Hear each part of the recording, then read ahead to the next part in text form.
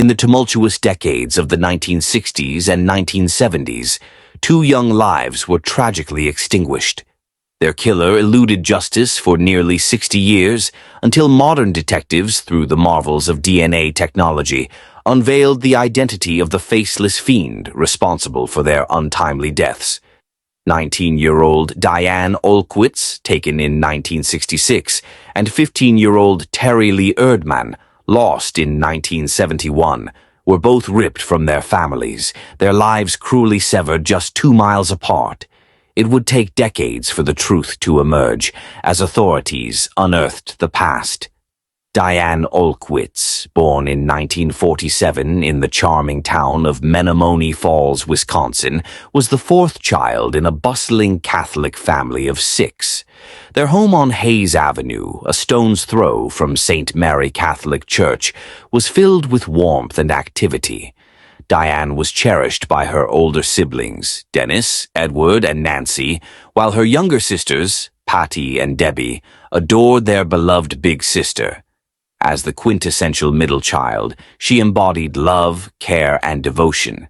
An extroverted spirit with a sensitive heart, Diane thrived in social settings, her tall, slender frame complemented by a quick wit and a radiant smile. Upon completing high school, she emerged as a young woman of elegance and poise. Regular visits to St. Mary's Church were integral to her life, a sacred space where she sought peace and guidance. In times of difficulty, Diane found solace in prayer, her faith a steadfast anchor. In her romantic pursuits, she approached relationships with genuine sincerity. While she enjoyed casual dating throughout high school and had a few steady boyfriends, it was only after graduation that she encountered a profound connection. The spark ignited with Donald Hierlmeyer from Milwaukee blossomed into a romance that would ultimately lead to an engagement. As she stepped into adulthood, Diane embraced a path typical of ambitious young women of her era, securing a secretarial role at Kenworth Manufacturing, where her diligent work ethic shone brightly. After a year of dedicated service, Diane felt poised to embark on the next chapter of her life, ready to embrace her independence.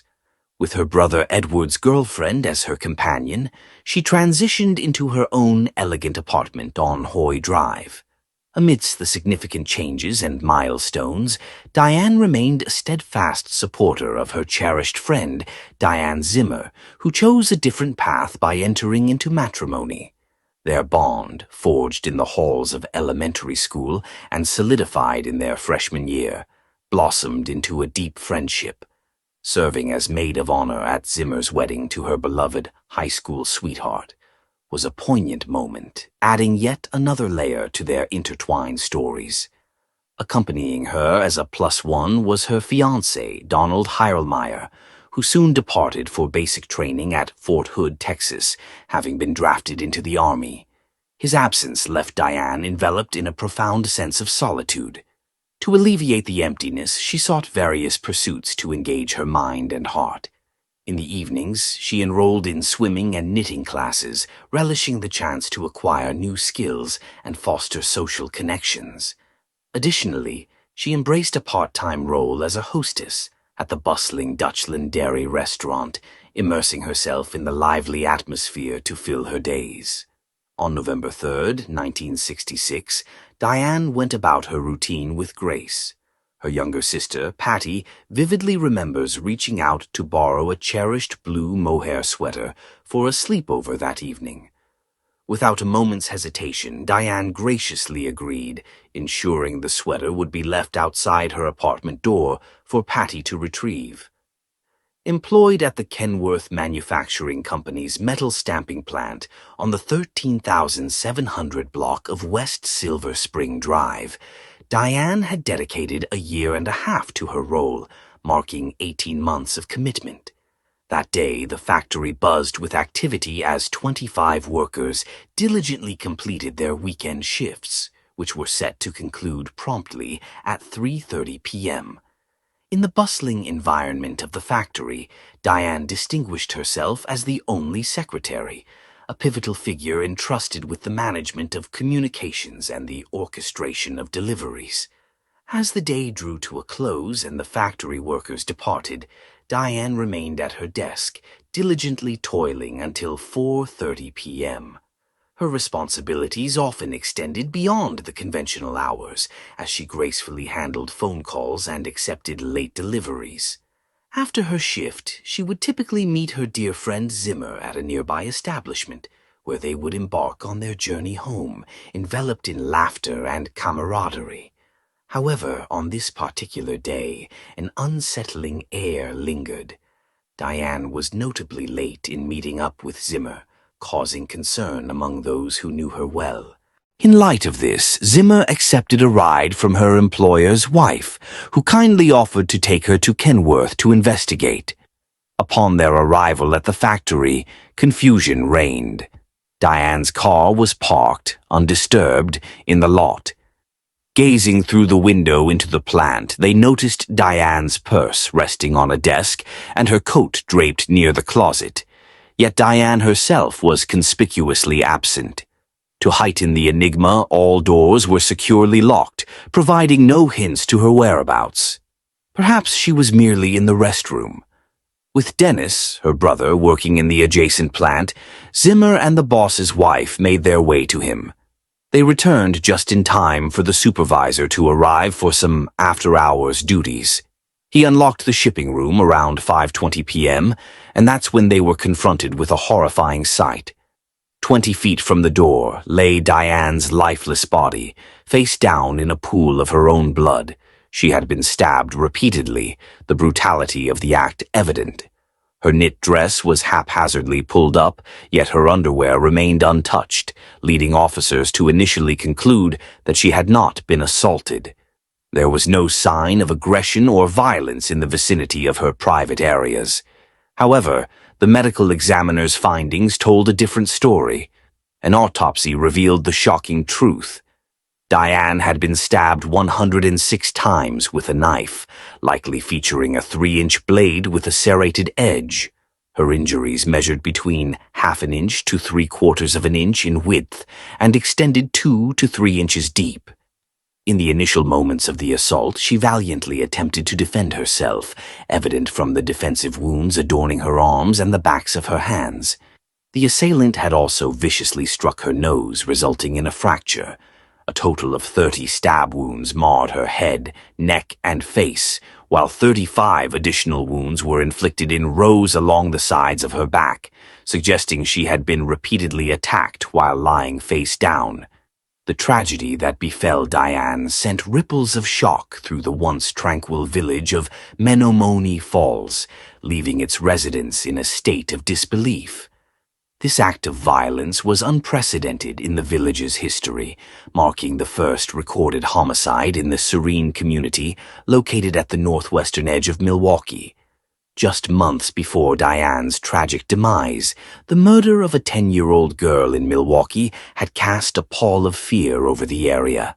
Debbie, her younger sister, was particularly frightened as the victim was close to her age. However, Diane, with her comforting smile, had reassured her, saying, "We are fine. We live in Menomonee Falls." In the wake of Diane's brutal attack, the town was irrevocably altered. A pervasive fear took hold of the residents, prompting them to acquire guard dogs, install chain locks, and purchase firearms as they grappled with an unsettling sense of vulnerability in their once secure community.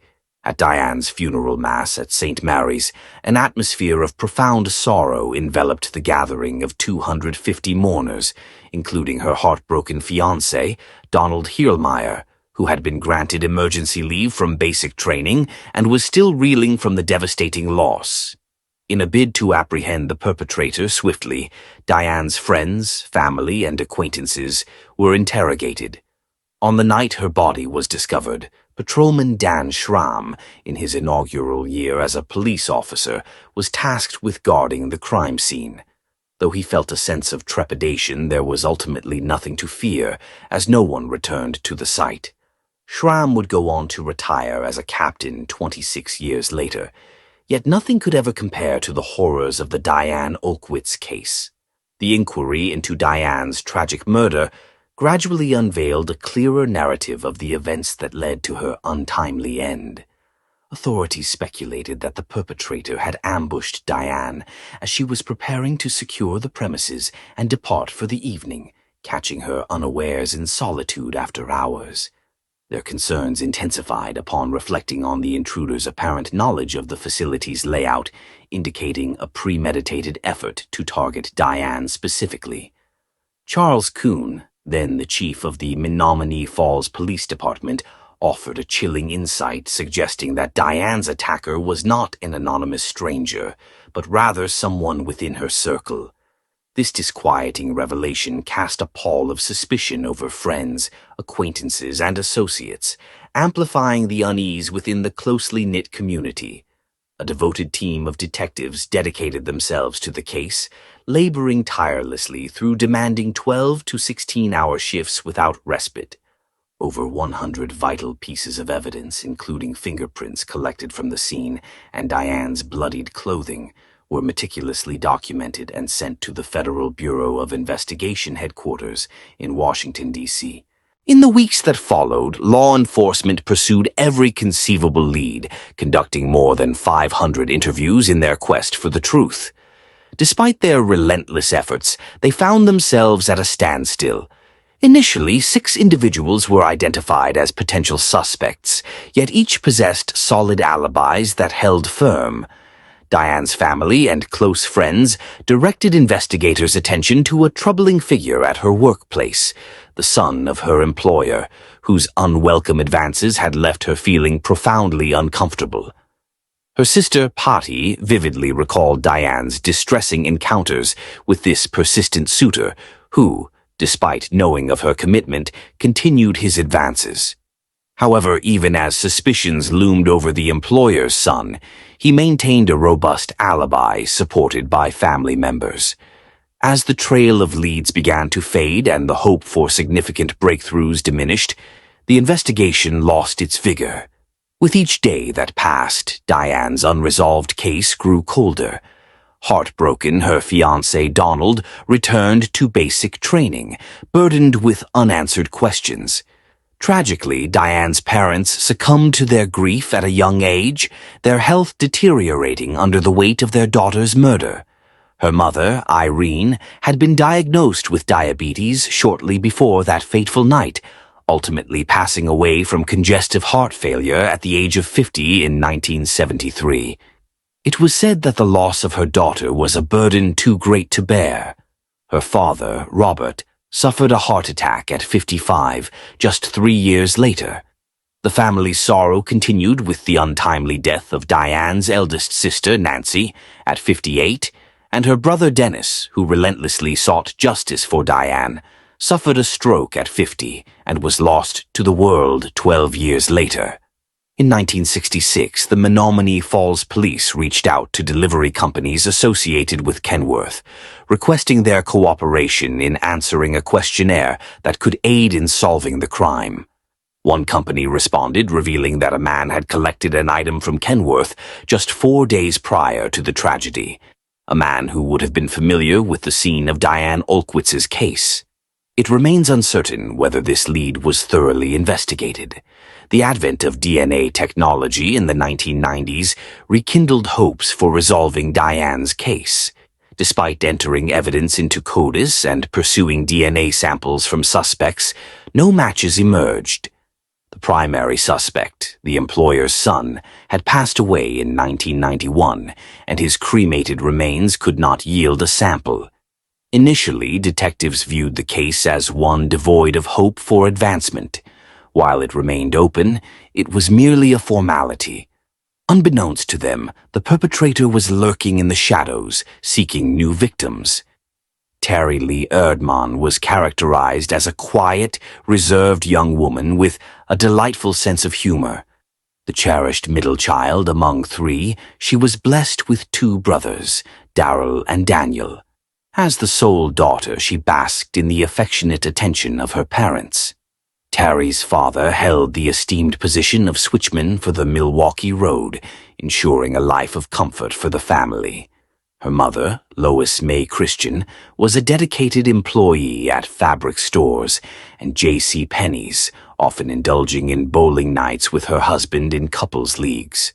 The family relished their time together at their picturesque cottage in Tomahawk, Wisconsin, enveloped in love and warmth. At the tender age of 15, Terry had just completed her ninth grade studies at Morse Junior High School and was poised to embark on her journey at James Madison High School in the upcoming fall. On the evening of Wednesday, June 23, 1971, she departed her home around 5 p.m. to babysit for a neighbor. Typically, she would leave a note, especially on Wednesdays, but this time it seemed to have slipped her mind. Initially, her family dismissed it as a mere oversight, but by 9:30 p.m., concern began to mount. They reached out to neighbors and made calls, seeking any information. Earlier that day, Terry had enjoyed a delightful afternoon with friends near North 95th and West Rio Streets, sharing laughter and stories until the sky transformed into a deep shade of purple. Choosing a familiar shortcut through an open field, she set off for home, a well-known path that would save her precious minutes on her journey to their residence on the 10,400 block of West Silver Spring Drive. That was the last time anyone saw her. The following day, 11-year-old Robert Saunier was exploring the woods with his father, Walter, behind a Morway department store located on the 10,100 block of West Appleton Avenue. This particular stretch of woods, known as Lover's Lane, was a secluded spot where young couples often sought privacy. As they meandered through the dense underbrush, Robert's gaze fell upon something unusual. At first glance, he assumed it was a couple, but as he drew closer, he realized it was a solitary girl lying motionless among the trees and grass. The chilling truth dawned on him. It was the lifeless body of a girl. A tragic tale unfolds as a 15-year-old girl was brutally stabbed over 60 times. Her arms were bound with twine, her blue shorts and underwear were pulled down, and her jersey sweater obscured her face, indicating a horrific assault. Officer Robert Schultz described the attack as particularly aggressive. In the early hours of that fateful night, around 12:30 a.m., her father arrived at the county morgue to identify his beloved daughter. The case of Terry, dating back to 1971, stands as the third oldest unsolved mystery within the Milwaukee Police Department. Despite exhaustive investigations, the hope for justice remained elusive, leaving her family forever altered. In 2011, DNA collected from Terry's autopsy revealed male genetic material. Detectives theorized that the same individual was responsible for the murders of both Diane and Terry, given the striking similarities between the cases. The proximity of the two incidents, approximately a mile and a half apart, coupled with the fact that both victims were teenage girls, aligned with the profile of the perpetrator's intended targets. Each girl suffered a frenzied and violent attack, even as their lives ebbed away. Additionally, signs of intimate assault suggested a deeper motive behind these atrocious acts. A collaborative request was made to the Wisconsin Crime Lab to analyze the DNA profiles from both cases, which confirmed their consistency. Unfortunately, the DNA did not lead to a suspect, and the investigation once again grew cold. In October 2021, Detective Chris Bello from Menomonee Falls engaged with the State of Wisconsin Crime Laboratory regarding the promising technique of forensic investigative genetic genealogy, which had emerged in 2019. This led to a breakthrough in February 2023, when investigative efforts utilizing this advanced method identified a potential suspect, Clarence Tappendorf, a delivery driver for Claremont Transfer Company in 1966, whose route included Kenworth. On the day of Diane's tragic demise, no deliveries were scheduled. However, just 4 days prior, a delivery was made by Tappendorf. The Menomonee Falls Police Department had distributed questionnaires during their initial investigation, revealing that he possessed a fundamental understanding of the building's layout and was aware that Diane would be alone between 3:30 p.m. and 4:30 p.m. on the fateful day. On that day, Tappendorf executed a delivery to a site directly across from Kenworth. Having lived a full life of 80 years, Tappendorf had already departed this world on January 6, 2008. Investigators reached out to his two adult sons, one of whom consented to provide a DNA sample. This sample was then compared to the DNA profiles from both cases, leading to the conclusion that the DNA found on Diane's clothing was likely that of Tappendorf, their father. Subsequently, police secured a search warrant to exhume Tappendorf's remains from Holy Cross Cemetery in Milwaukee for further DNA analysis. A devoted husband to Joyce for 57 years, he was also a loving father to 6 children, a grandfather to 6, and a great-grandfather to many. Despite his seemingly admirable life, this family man was positively identified as a match for the perpetrator's DNA, as revealed in October 2023. At the time of Diane's death, he would have been 39 years old and 44 during the assault on Terry Lee. This raises unsettling questions, particularly in light of the tragedy that befell him later. At the tender age of 17, he lost his daughter, Patty Jo Tappendorf, whose life was cruelly taken. A young man was charged with battery and abuse, leading to her untimely death. Patty Jo was discovered beaten and lifeless on a sidewalk on August 1, 1975, merely 2 blocks from her home, 4 years after Tappendorf's last known attack. The perpetrator, 18-year-old Roy Clark O'Neill, was turned in to the authorities by his parents after a television report revealed a watch found at the crime scene. O'Neill confessed to having consumed lysergic acid, diethylamide, and alcohol. He was ultimately convicted of second-degree murder and sentenced to 38 years in prison. Tappendorf's son tragically passed away in 1987. In May of that year, their 34-year-old son Mark took his own life after a devastating incident in which he shot his wife, Linda, also 34, before turning the gun on himself. Their 15-year-old daughter discovered their bodies early in the morning. Joyce Tappendorf, reflecting on this heartbreaking event, found it difficult to grasp why such profound grief had befallen her family once more.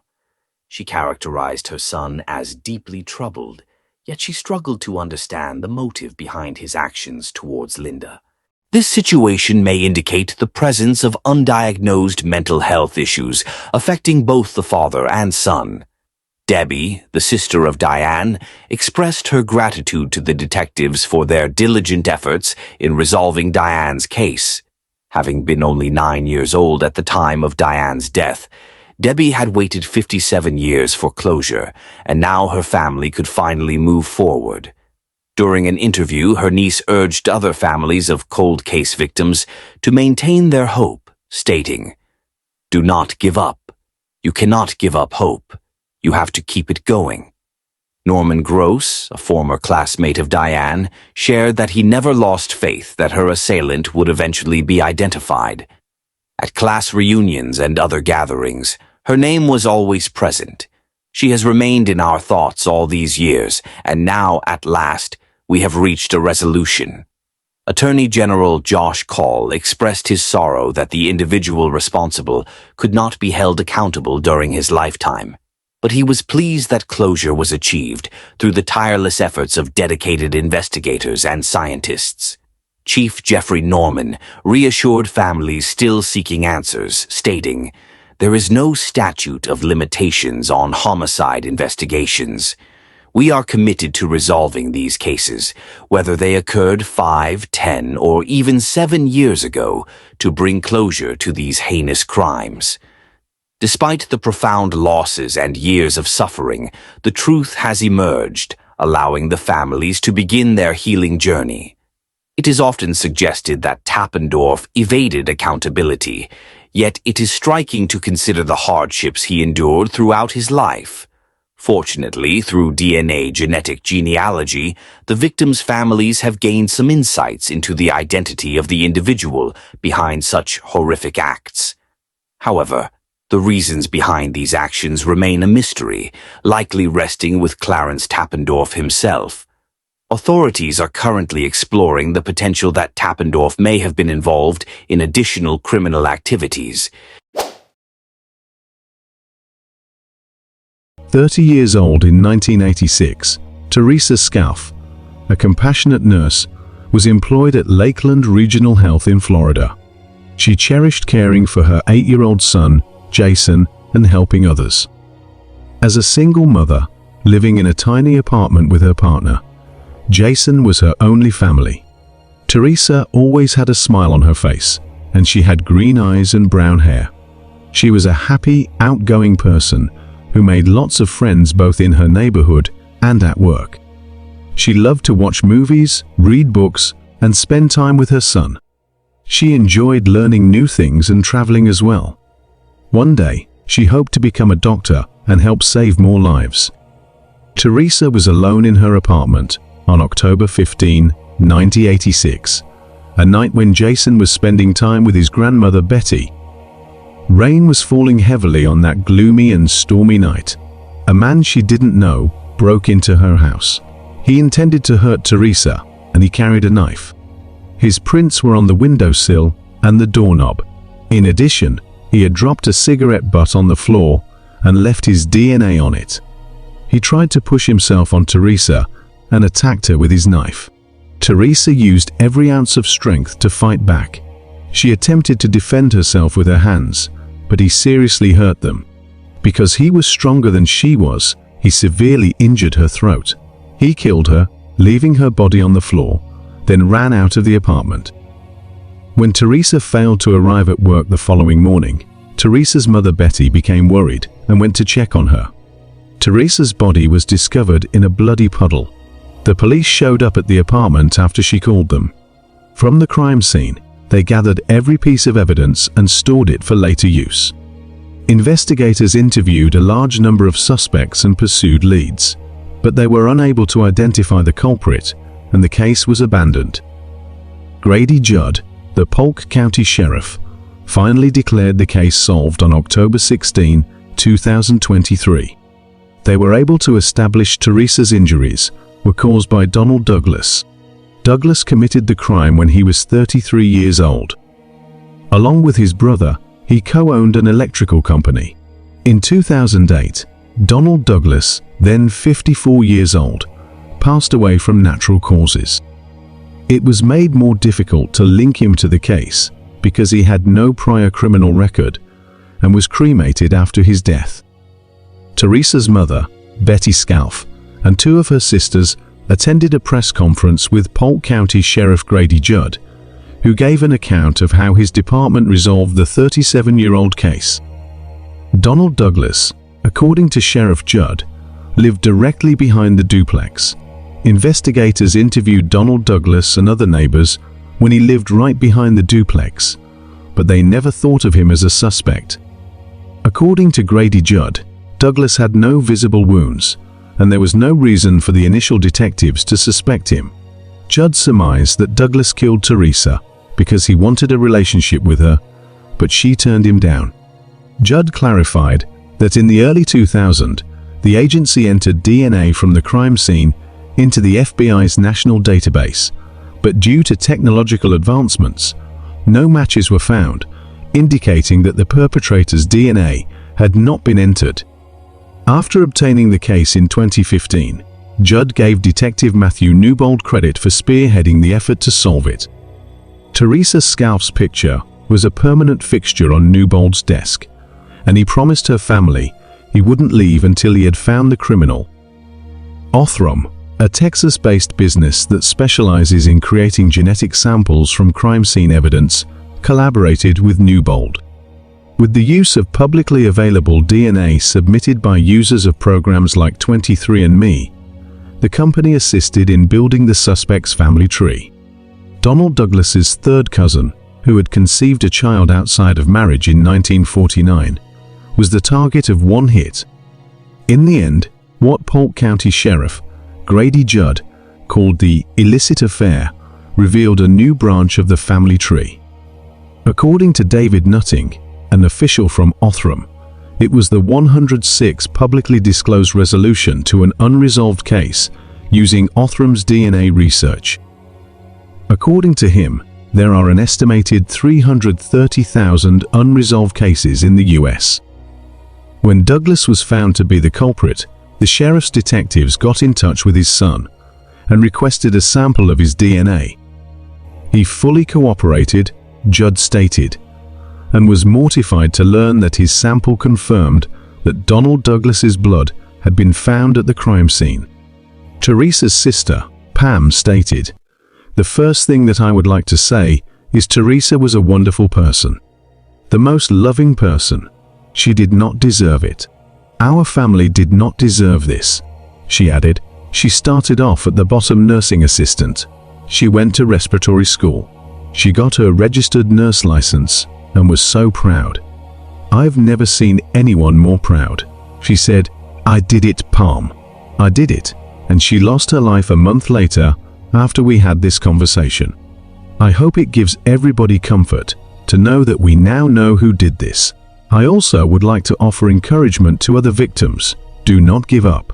Law enforcement does not give up, and as long as they do not give up, you do not give up. Lynn Scarf, Teresa's other sister, said that Teresa did disclose that she had some uncomfortable experiences with her neighbor. Although Teresa did not fully describe that neighbor, Lynn Scarf used Teresa's story as a warning to victims of stalking who are victims today. Teresa had told us about some creepy neighbor that had showed up at her house with what looked like he had yanked a flower up out of the ground and slapped it into a pot. He was sort of stalkerish, and she had told us about him, but she never described him to anybody. Especially ladies, if someone is being creepy, do not just tell your sisters, tell them what he looks like. Betty Scarf, Teresa's mother, spoke to the media and said, "All I want to say is I am 84 years old. I lived to see this done. I think that is why I lived so long."